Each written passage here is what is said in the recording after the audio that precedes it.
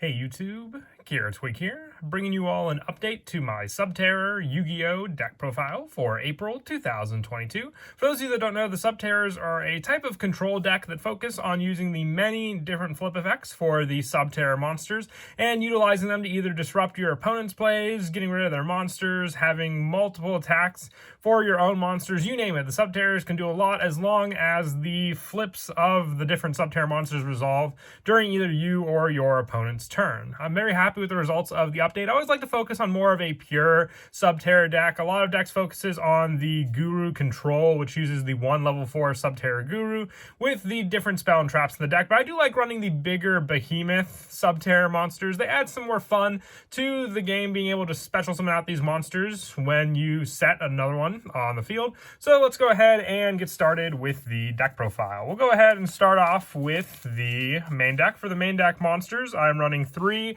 Subterror Guru. It has a flip effect. When it's flipped, you can add 1 Subterror card from your deck to your hand, except for Subterror Guru. You can target 1 other face-up monster on the field, change that monster and also this card to face-down defense position. And if this card is a quick effect, if you control another Subterror card, you can only use each of the effects of Subterror Guru once per turn. So this is the setup and reset power you have when being able to reuse many of the different Subterror Behemoth card effects, controlling Guru with the reset power. And when you control that other card, being able to reflip it face down again means you can disrupt even more your opponent's plays depending on which one of the behemoths you have on the field. For additional setup in the deck, I'm also running 3 Subterror Nemesis Warrior. During the player's turn, you can send 1 Subterror monster from your deck to the graveyard.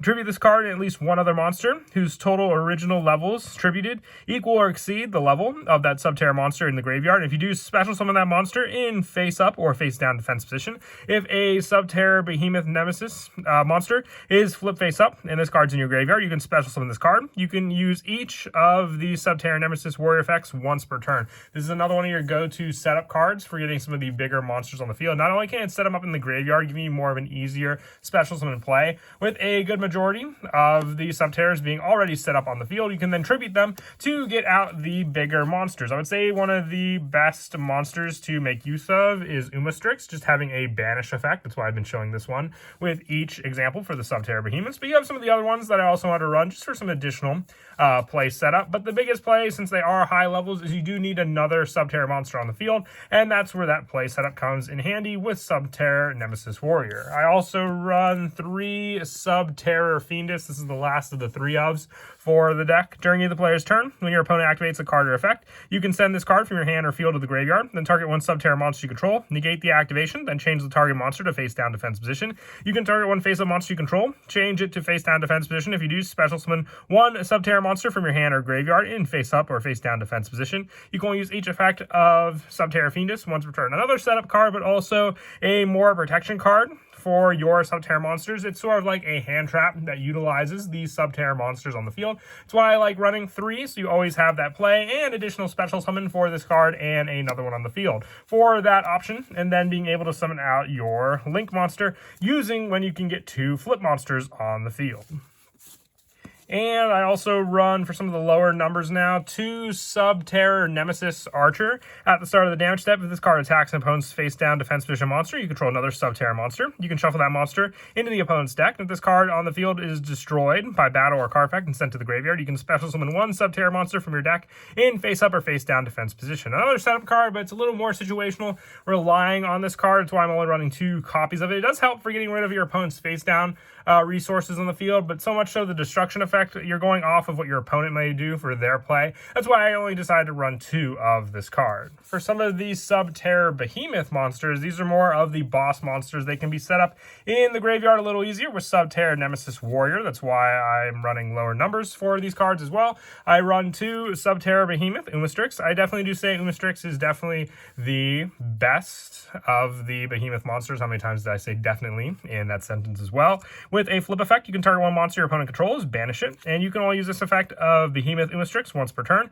And the Behemoth monsters also share the card effect. When a face-up monster in the field you control is flipped face down. If you control no face-up monsters, you can special summon this card from your hand in defense position, and once per turn you can change this card to face down defense position. So if you keep flipping the different Subterror monsters face down, you can then special summon your additional Behemoth from your hand and flip that face down. If you have an additional Behemoth, you can flip that one as well. Just remember it has to be a different name for that special summon, but you can get a full field of set monsters on the field to utilize because of this play. For some of the other Subterror Behemoth monsters, I also run one Stalagmo, one Ultramaphis, and one Stygo Kraken. They are all more situational plays for their flip effects, being able to discard a Subterror to draw 2 cards with Stalagmo, being more of a powerhouse monster, but a high level, just like Ultramaphis, being a little more difficult to tribute out onto the field from the graveyard with Subterror Nemesis, but easy to special summon from the hand, with Ultramaphis being able to change all other face-up monsters in the field to face-down defense position. Can set up some of the better plays to use with cards like your Subterror Nemesis Archer as well. And with Stygo Kraken, you can target set cards on the field equal to the number of Subterror Behemoth monsters you control and destroy them. So the more you have set on the field and the more cards you may have set up with Ultramaphis means you can destroy those cards with cards like Stygo Kraken. And for the rest of the main deck monsters, I also run 3 Ash Blossom and Joyous Spring, just the hand trap of choice to run with the deck. With the setup you can do with your monsters, this is, I would say, the go-to one to use just to stop your opponent's searches.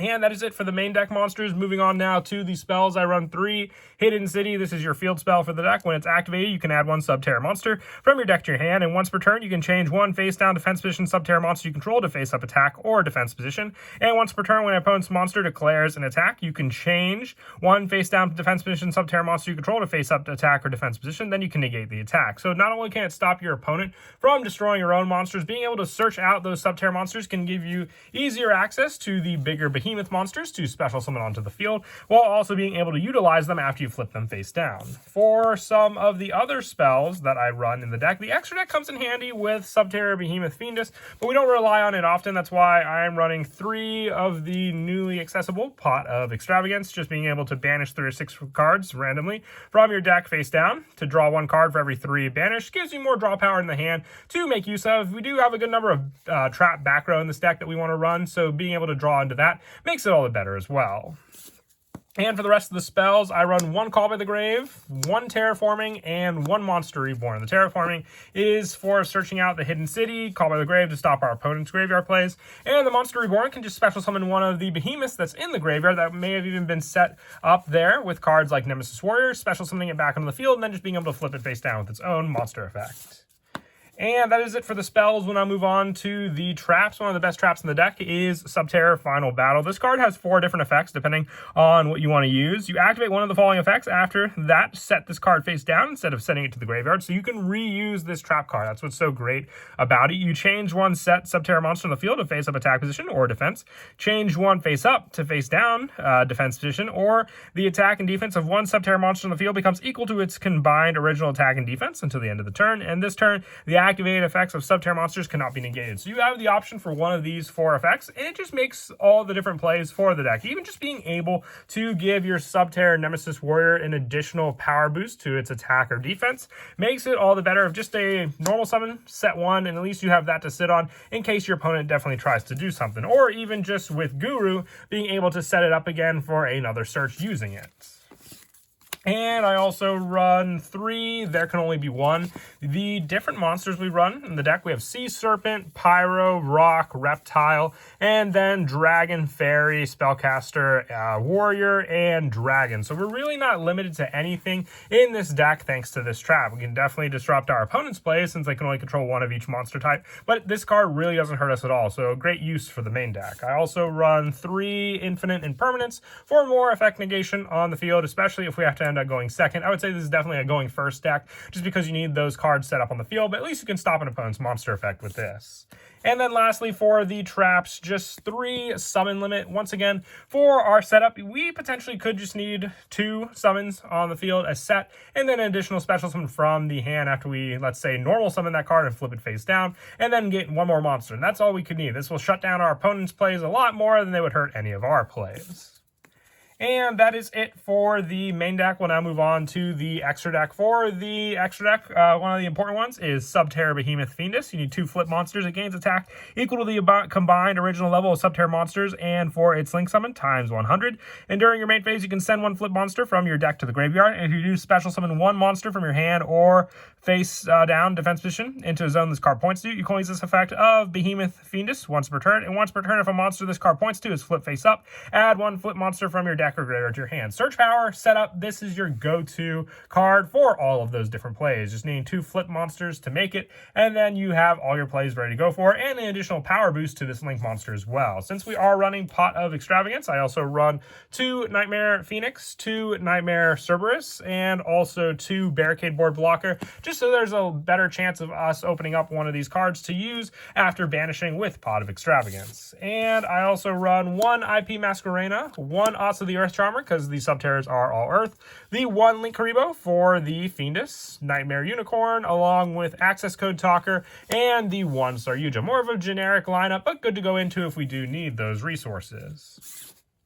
And then as for some of the go-to plays in the deck, I already spoke of before, but being able to set up a card with Subterror, Nemesis, Warrior, sending the Behemoth of choice if you open up the Monster Reborn play with that spell in your hand can give you access to 1 on the field that you can then just flip face down and then have the flip using the trap or even just flipping it up next turn. But that is one of your definite go-to ways to rely on these cards, and the fact that your Subterror Guru can search out any Subterror card means that when this card is flip face up, you can also search the trap card instead of going for one of the other monsters. But that is it for the deck profile. I hope you all enjoyed the video. I was glad I was able to finally build Subterrors. I've been collecting the cards for a while, but finally got the rest of it from a friend of mine that I got the deck off of. So was happy to finally update it. Maybe we'll see some more support for it later down the road. But until then, please don't forget to leave a like and subscribe. And Kira, Twig out.